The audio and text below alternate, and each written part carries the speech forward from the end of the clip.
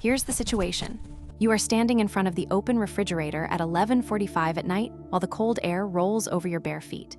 You are not actually hungry, but your hand is already reaching for the leftover pizza because the routine has taken control of your muscles.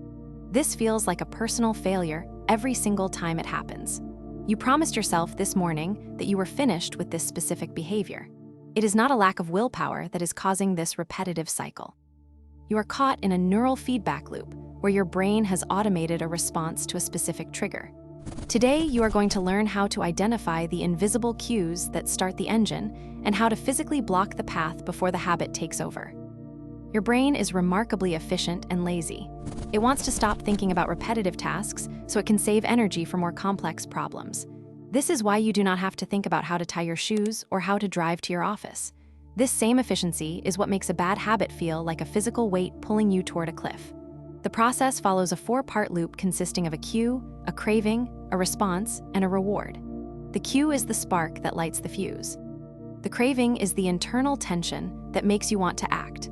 The response is the habit itself, and the reward is the tiny hit of dopamine that tells your brain to remember this for next time. Breaking this cycle requires you to become an investigator of your own life.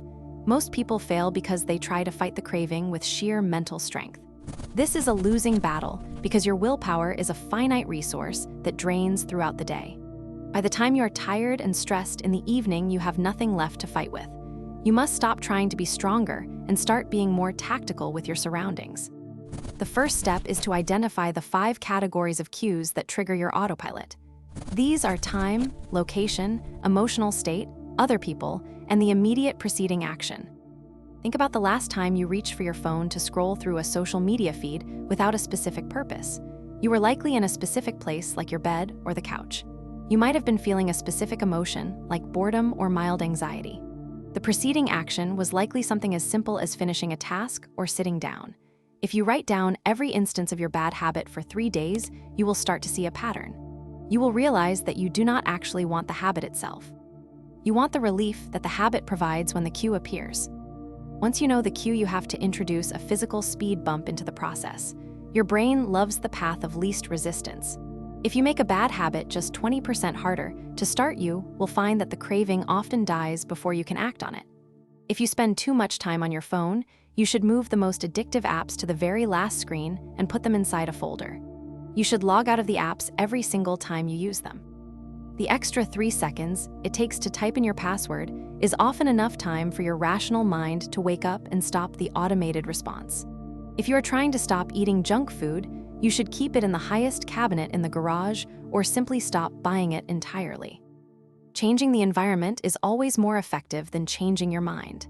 You should treat your home like a laboratory where you are testing different levels of friction. If you want to stop watching television late at night, you should take the batteries out of the remote and put them in a kitchen drawer. The physical act of walking to the kitchen and putting the batteries back in creates a gap where you can choose a different path.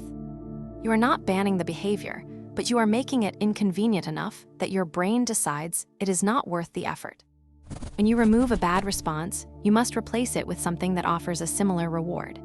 If your habit is a way to deal with stress or boredom, you cannot just sit in silence and hope the feeling goes away.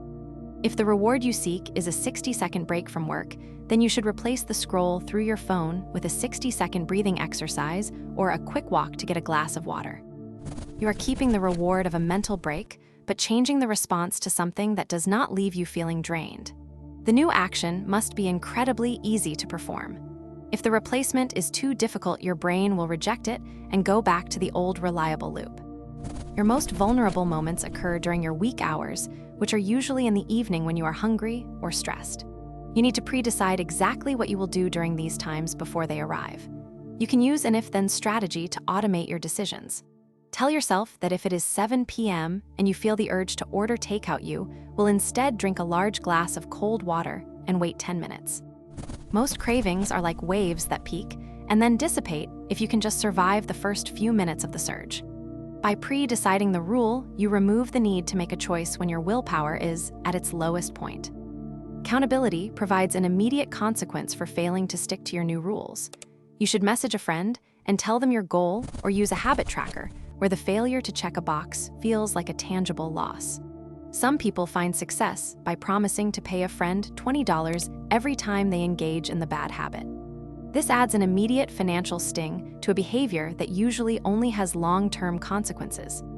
The brain is much more responsive to a loss that happens right now than a health risk that might happen in 10 years. When you inevitably slip up and find yourself halfway through a bag of chips, you must view it as data instead of a failure. Do not tell yourself that you have ruined your progress or that you are incapable of change. Instead, you should look at the clock and the room and the people around you to see what cue you missed. A relapse is a sign that there was a hole in your environment that allowed the habit to leak through. You should adjust your friction points and try again immediately rather than waiting for Monday morning to restart. For the next week, you should focus on just one bad habit and redesign a single cue and a single friction point. Do not try to overhaul your entire life at once, because that will lead to a total system collapse within 48 hours. You are measuring the delay between the trigger and the action rather than aiming for perfect execution. You will eventually find that the chains of your habits are too light to be felt until they are too heavy to be broken. If you can change the environment, you can finally stop fighting yourself and start winning by default.